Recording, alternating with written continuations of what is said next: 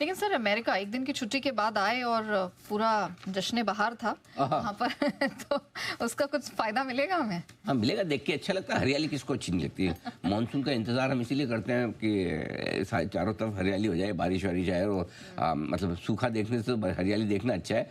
0.25% की तेजी अमेरिका में किसी लिहाज से कम नहीं होती। 2.5% के आसपास आपके नैस्डैक और डाउ S&P में तेजी देखने को मिली, गजब है, इसमें कोई डाउट नहीं।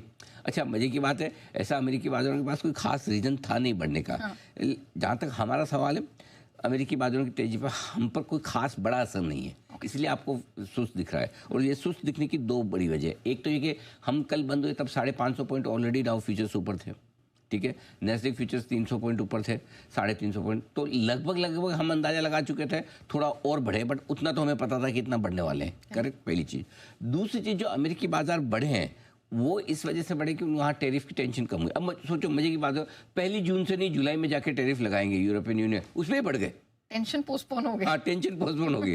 हाँ, बोले आज हम डिप्रेशन में नहीं जाएंगे, 1.5 महीने बाद जाएंगे, है ना। यही है मार्केट, ऐसे ही है। और अभी क्या हो गया, अमेरिका के लिए एक ही ट्रिगर बचा है तेजी मंदी का, वो टैरिफ। हमारे लिए एक ही ट्रिगर बचा है, वो FIs के डेटे का। तो इसलिए हम FIs के डेटा को देख के डिसाइड करते हैं। अब वो अलग बात है कि दूसरे दिन आकर FIs मूड बदल दे। अब जैसे कल बेचा है, अब हो सकता है आज आके मूड बदल दे, खरीद ले, you never know. Same America में टैरिफ की खबर आएगी, खराब, गिर जाएंगे, रिलीफ की खबर आएगी, बढ़ जाएंगे।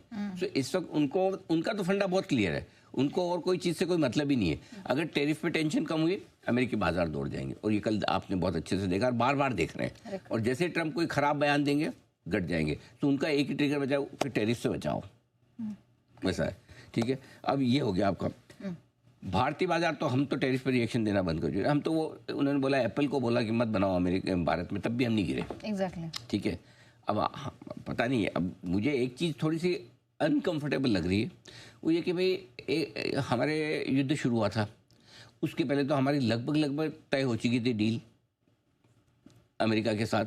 और जिस दिन उन्होंने पहले एक बार वो आया ना अनाउंसमेंट की पहली डील हम बड़े देश के साथ अनाउंस करें, हाँ सम्मानीय देश, एक बार तो हमें लगा हमारे साथ ही सबसे पहले होगी, वो अलग बात है, बाद में UK के साथ। लेकिन तब से लेकर अब तक 15-20 दिन निकल गए, कोई नामो निशान ही नहीं। JD Vance भी तो युद्ध के वक्त ही आए थे। हाँ, अभी तो मतलब बात ही नहीं हो रही कि हमारी डील कब साइन होगी। भूल ही गए लोग। उस समय तो ऐसा लग रहा आज हुई, कल हुई, आज हुई।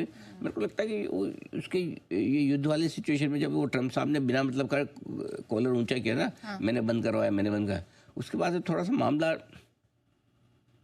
ठीक नहीं है। अच्छा, हाँ, ऐसा नहीं तो अब तक तो डील साइन हो जानी चाहिए थे। हम तो सबसे पहले बातचीत शुरू हमने की, लंबी चौड़ी बातचीत हर एक लेवल पे की, उनके वाइस प्रेसिडेंट भी आए, सब कुछ हो गया। हाँ। लेकिन अब अभी भी हो नहीं रहा, कहीं बात भी नहीं चल रही कि डील की बात लंबे समय को, अपने भी तो 90 दिन के पहले करना है काम। तो हम लोग भूल गए उस बातचीत। हाँ, सभी लोग भूल गए एक्चुअली। लेकिन या तो हो सकता है कि थोड़ी सी ये युद्ध वाली सिचुएशन में जो ट्रम्प साहब ने बिना मतलब की उछल कूद की ना, उसमें हल्का खिंचाव तो आया है। और उसके बाद उनके भी 1-2 स्टेटमेंट आए।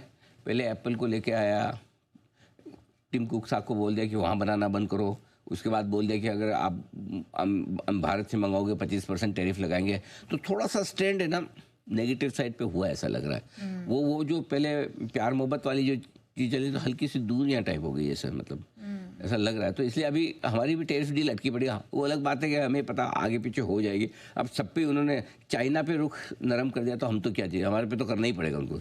बट एनीवे, तो ये आपके लिए जहाँ तक अमेरिका का सवाल है, हमारे लिए सेंटिमेंट के लिहाज से उनकी तेजी बेहतर है। एक ही फैक्टर इंपॉर्टेंट है भारत के लिए अमेरिका से, ये डाउ नैस्डैक से अभी हमें फ़र्क नहीं पड़ा, जब पड़ेगा तब देखेंगे। डॉलर इंडेक्स जब तक ये नीचे है तब तक हमारे लिए ठीक है। डॉलर इंडेक्स जब तक बढ़कर नहीं आता, इसको स्टॉप लॉस ये मान लो 102 राउंड फिगर में, फिर 102 के ऊपर निकल कर डॉलर इंडेक्स टिकेगा तो हम थोड़ा सा सोचेंगे कि भाई क्या तनाव लेना है, नहीं तो तब तक हमारे लिए ग्लोबल संकेत ठीक है। ठीक है, बस।